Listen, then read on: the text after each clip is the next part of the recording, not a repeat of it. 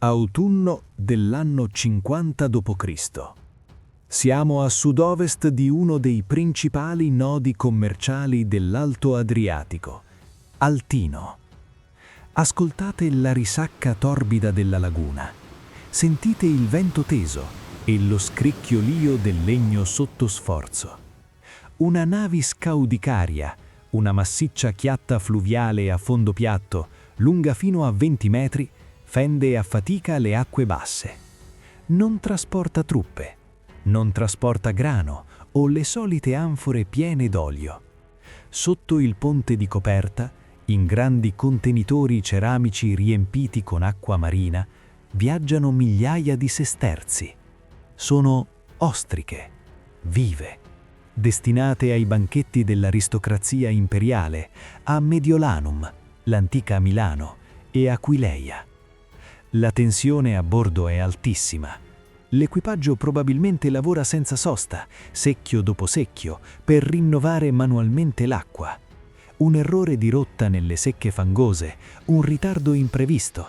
Gli ostrici moriranno, compromettendo rapidamente il carico e mandando in fumo un intero sistema economico. Questa non è la palude disperata e desolata dei miti medievali, è un'infrastruttura economica sofisticata, una delle attività più redditizie e invisibili dell'economia romana settentrionale. Capitolo 1. Il paesaggio anfibio, oltre il mito della desolazione. Per secoli ci è stata raccontata una favola suggestiva, quella di una laguna deserta e inospitale, un labirinto di fango e canneti, dove i primi veneziani si sarebbero rifugiati per sfuggire alle spade dei barbari. Una terra di nessuno, nata dal nulla nel V secolo. Ma la realtà che emerge dai dati archeologici e geologici è molto diversa e, se possibile, ancora più affascinante. Nel I secolo d.C. questo non era un confine selvaggio, era un'estensione dinamica del polo marittimo di Altino, una delle città più prospere dell'Alto Adriatico. Provate a immaginare la Via Annia, una imponente lingua di pietra, larga fino a 8 metri, che tagliava le paludi per collegare l'Italia settentrionale e l'Adriatico orientale. Ma quella strada non finiva sulla terraferma. In un certo senso proseguiva nell'acqua. I carotaggi ci dicono che i fiumi Sile e Piave scaricavano qui volumi immensi di sedimenti. Eppure i romani non subivano passivamente questo paesaggio mutevole. Lo governavano con una disciplina che oggi definiremmo industriale. Sappiamo che adattavano e regolarizzavano i canali naturali, trasformandoli in vie navigabili. Non erano semplici scavi occasionali, erano arterie mantenute per restare navigabili nel tempo. Tutto questo richiedeva interventi periodici di manutenzione, uno sforzo di manodopera impressionante. Immaginate il suono ritmico dei martelli di legno sui pali d'overe conficcati nel fango per consolidare gli argini. Sentite l'odore della salsedine che si mescola alla terra smossa dai lavori di pulizia e adattamento dei fondali. Ogni metro di canale garantiva il passaggio vitale di quelle stesse chiatte a fondo piatto che abbiamo visto prima. Navi che necessitavano di poco più di 1 metro di pescaggio per trasportare ricchezze incalcolabili verso l'interno. I Romani avevano sviluppato una conoscenza pratica delle dinamiche locali, sfruttavano le correnti di marea per limitare naturalmente l'insabbiamento, senza ricorrere a macchine complesse. La laguna non era un ostacolo, era un paesaggio anfibio, complesso ma funzionale, dove la distinzione tra terra ed acqua serviva unicamente allo sfruttamento economico. Sotto il pelo dell'acqua si nascondeva infatti il vero segreto di questa ricchezza, un'attività produttiva inaspettata. Ma per capire come i Romani siano riusciti a sfruttare le maree dell'Adriatico per i loro scopi commerciali, dobbiamo scendere letteralmente nel fango e analizzare una scoperta che ha cambiato le carte in tavola. Capitolo 2. L'Ostriarium. Evidenze e analisi comparativa. Scendiamo sotto la superficie, immergiamoci nei fondali torbidi della laguna nord, nell'area che oggi chiamiamo Lio Piccolo. Qui, nel 2025, l'archeologia subacquea ha portato alla luce qualcosa di eccezionale. Non relitti di navi affondate, ma lo scheletro di un'infrastruttura. Dal fango scuro sono emersi complessi graticci di legno, quercia e olmo, pali robusti, conficcati fino a circa 3 metri di profondità nella base geologica della laguna, quella che i veneziani chiamano caranto, un'argilla ipercompatta, dura come la roccia. Quello che stiamo osservando è stato interpretato come un ostriarium, un impianto per l'allevamento delle ostriche. Ma non si trattava di gettare semi in acqua e sperare, era scienza applicata. Nel I secolo a.C., il celebre imprenditore Sergio Orata aveva fatto fortuna perfezionando l'ostricoltura in Campania, tra Baia e il lago Lucrino. Ma lì, nel Mar Tirreno, le maree sono minime. L'Adriatico è un'altra bestia. Qui l'escursione di marea sfiora il metro, un dislivello quotidiano impressionante che cambia completamente le regole del gioco.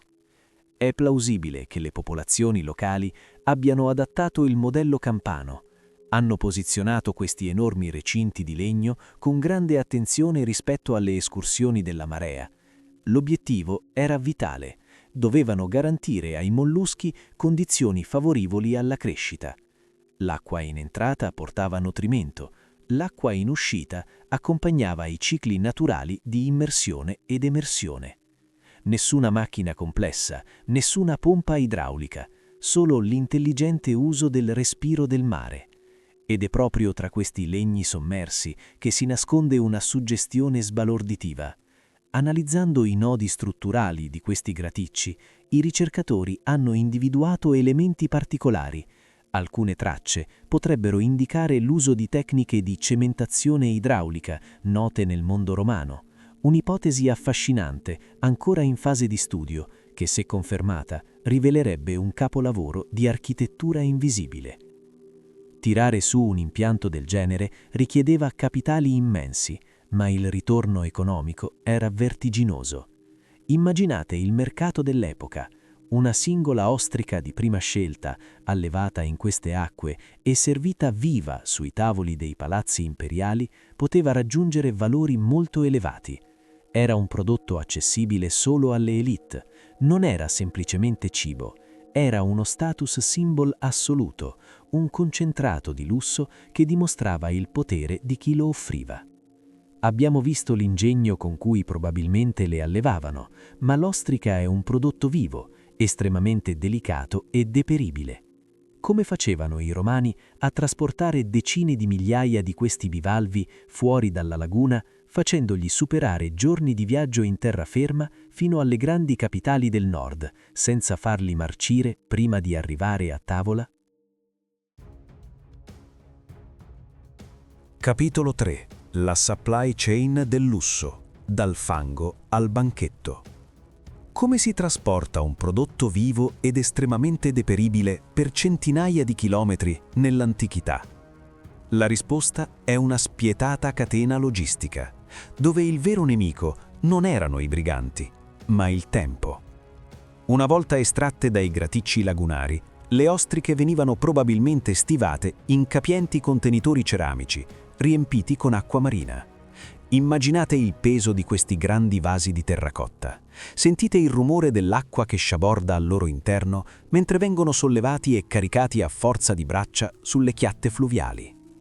La destinazione erano i grandi mercati della Decima Regio, metropoli ricche e affamate di lusso, come Aquileia o Mediolanum. Era un viaggio misto che combinava la navigazione interna sui fiumi e il faticoso trasporto terrestre, sui carri. Un tragitto estenuante che poteva richiedere diversi giorni, un'eternità per un mollusco tirato fuori dal suo ambiente naturale. Ed è qui, lontano dai salotti eleganti, che si consumava una fatica brutale, una fatica invisibile agli occhi dei patrizi. Per mantenere bassa la temperatura sotto il sole, i contenitori venivano probabilmente schermati con materiali isolanti, come paglia umida, ma l'umidità da sola non bastava. La sopravvivenza del carico richiedeva quasi certamente interventi continui. È plausibile che l'acqua marina all'interno dei vasi venisse periodicamente rinnovata durante le soste lungo i fiumi. La servitù e gli schiavi affrontavano massacranti trasbordi manuali, versando acqua fresca per mantenere in vita il prezioso carico. Una corsa contro il deterioramento, dove la fatica umana era il prezzo da pagare per il lusso. Perché affrontare uno sforzo logistico così estremo?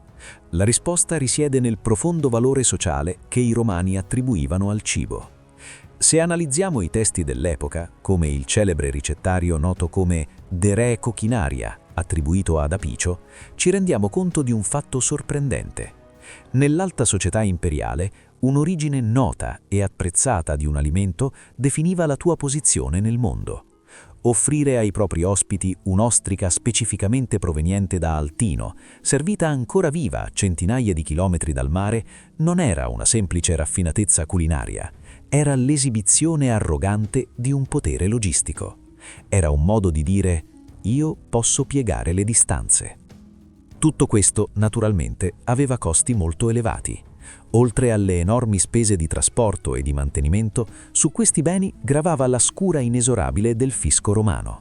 Sappiamo da alcune iscrizioni che, passando per gli snodi doganali, chiave come Aquileia, i mercanti dovevano versare il portorium. Era una tassa di transito, un dazio con aliquote che in quell'area potevano aggirarsi attorno al 2 o 2,5% del valore totale della merce. Un balzello che, sommato al resto, trasformava questo prodotto in un bene di altissimo valore economico. Una merce destinata esclusivamente ad un mercato di élite. Eppure, per quanto redditizia potesse essere, l'ostricoltura da sola non bastava. Era un mercato troppo esposto ai rischi per giustificare, in isolamento, le immense infrastrutture idrauliche create nella laguna.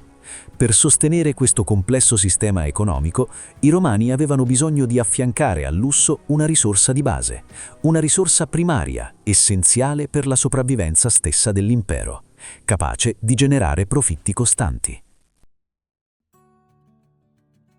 Capitolo 4. L'economia complementare. Sale e risorse ittiche. L'allevamento delle ostriche era un azzardo, un business estremo, con margini di guadagno altissimi, ma incredibilmente fragile. Una mareggiata anomala o un'estate troppo calda potevano azzerare un intero capitale. Per giustificare la costruzione e la manutenzione delle infrastrutture idrauliche lagunari che abbiamo visto, gli investitori romani avevano bisogno di certezze, avevano bisogno di un'economia di base. Spostiamoci più a sud, nell'area che gli antichi chiamavano Clodia, l'odierna Chioggia.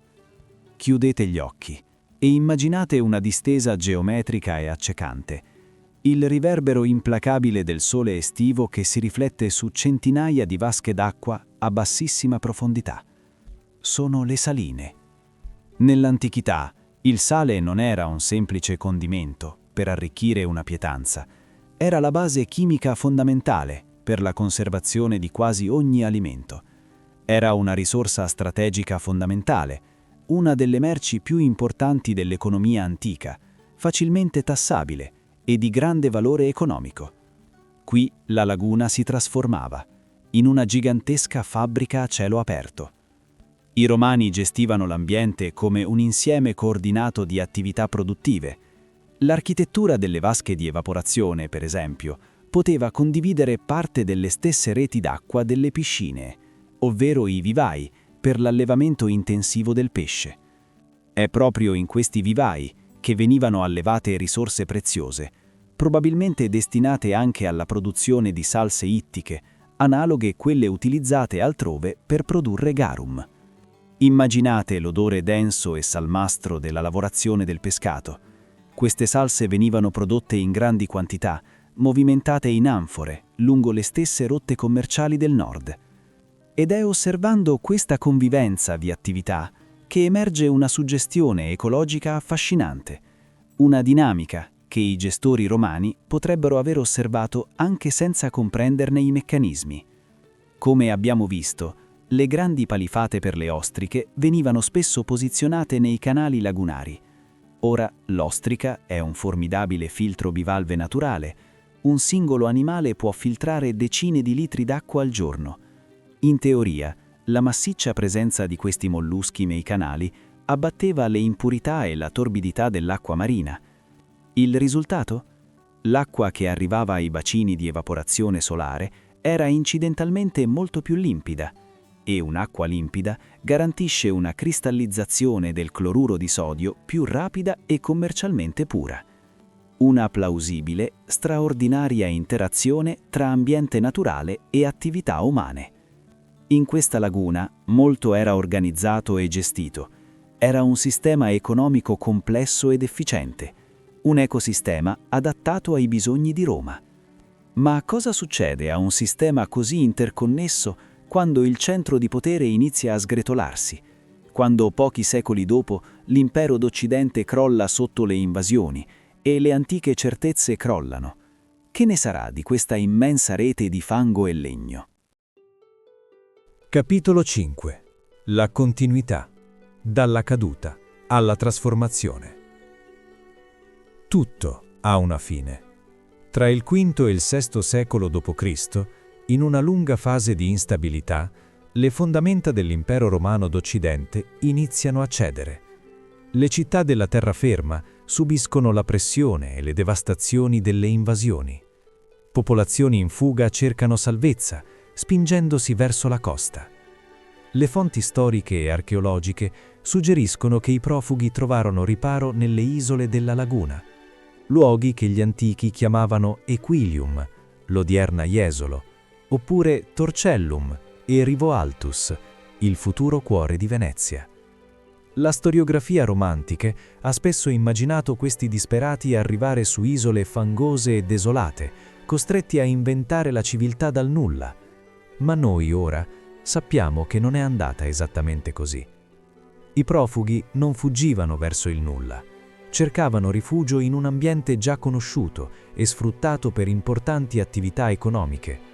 Alcuni percorsi d'acqua erano già utilizzati da secoli per la navigazione. Le barene, le isole di fango, erano in alcuni casi già consolidate da interventi umani precedenti. Le tecniche locali per pescare, per estrarre il sale e per muoversi assecondando le maree erano già un patrimonio inestimabile. Certo, il paesaggio stava cambiando. I dati geologici dimostrano che dall'epoca imperiale e nei secoli successivi il livello medio del mare si è alzato di circa 1 metro o 2, un fenomeno combinato di innalzamento delle acque e di abbassamento del suolo. Immaginate di guardare il riflesso scuro dell'acqua lagunare in quelle fredde mattine di transizione. Sotto quel velo scuro, le vecchie installazioni per l'allevamento delle ostriche e le basi delle saline romane stavano scomparendo, inghiottite dalla marea. Eppure il loro scheletro ligneo sepolto nel fango non è marcito. Nel Caranto, un ambiente privo di ossigeno, il legno di quercia si trasforma, diventando straordinariamente duro e resistente. Quelle palificate sommerse possono aver influenzato localmente le correnti, contribuendo a creare secche e fondali stabili. Ed è qui che dobbiamo sfatare l'ultimo grande mito. Venezia non è sorta fisicamente sulle rovine dei palazzi romani. Non c'è una continuità fisica diretta tra una villa imperiale e una basilica bizantina. Il vero lascito di Roma a Venezia è invisibile, è una profonda continuità di conoscenze pratiche.